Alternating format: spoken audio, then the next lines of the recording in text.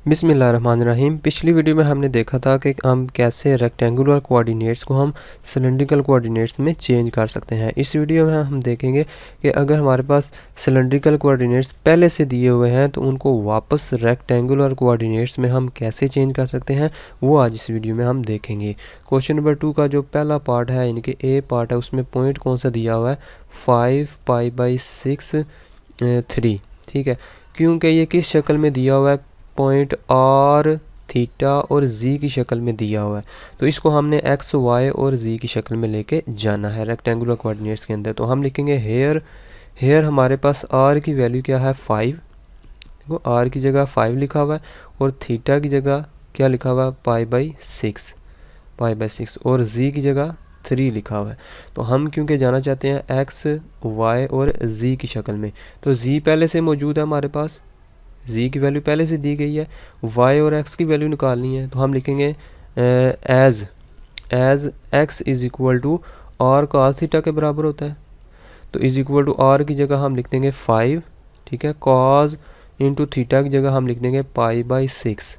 X की value जो निकालनी है हमने 5 इंटू कॉस π/6 की वैल्यू होती है √3/2। अगर आप टेबल देखें तो टेबल में cos π/6 यानी कि cos 30 किसके बराबर होता है, cos यानी कि √3/2। तो x की वैल्यू क्या आई है 5√3/2।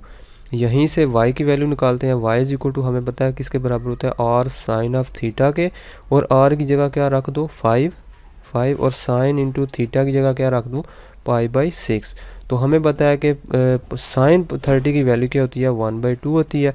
तो इसमें इसकी जगह हम लिख देंगे 5/2। तो x की वैल्यू भी मिल गई है, y की वैल्यू भी मिल गई है और z की तो पहले से हमारे पास मौजूद थी। सो रेक्टेंगुलर कोऑर्डिनेट्स आर 5/3/2, 5/2 और 3 यानी कि x की वैल्यू, y की वैल्यू और z की वैल्यू। तो उसके बाद हम इस क्वेश्चन की दूसरी एग्जाम्पल करते हैं। दूसरी एग्जाम्पल के अंदर हमारे पास r की वैल्यू क्या है 6, थीटा की वैल्यू हमारे पास है π/3 और z की वैल्यू है -5। तो सबसे पहले हम x की वैल्यू निकाल लेते हैं। नाउ x की value is equal to r cos theta के बराबर होती है, इज इक्वल टू r की जगह 6 लिख दो, cos इंटू थीटा की जगह लिख दो π/3 is equal to 6 into cos π/3 किसके बराबर होता है 1/2 के बराबर होता है। तो इसका मतलब है x की वैल्यू क्या आती है 3 आती है, x इज इक्वल टू 3।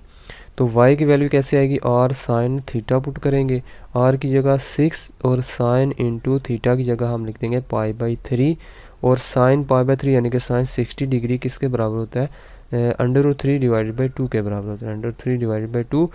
तो इससे कट जाएगा 3 बचेगा, 3/3 ये y की वैल्यू आती है। तो सो रेक्टेंगुलर कोऑर्डिनेट्स और कौन कौन से हैं, x की वैल्यू है 3, y की वैल्यू है 3/3 और z की वैल्यू है -5। ये कौन से कोऑर्डिनेट्स हैं, रेक्टेंगुलर कोऑर्डिनेट्स। तो इस तरह हमने देखा दो एग्जांपल्स के ज़रिए कि हम कैसे सिलेंड्रिकल कोऑर्डिनेट्स से हम रेक्टेंगुलर कोऑर्डिनेट्स की तरफ जाते हैं।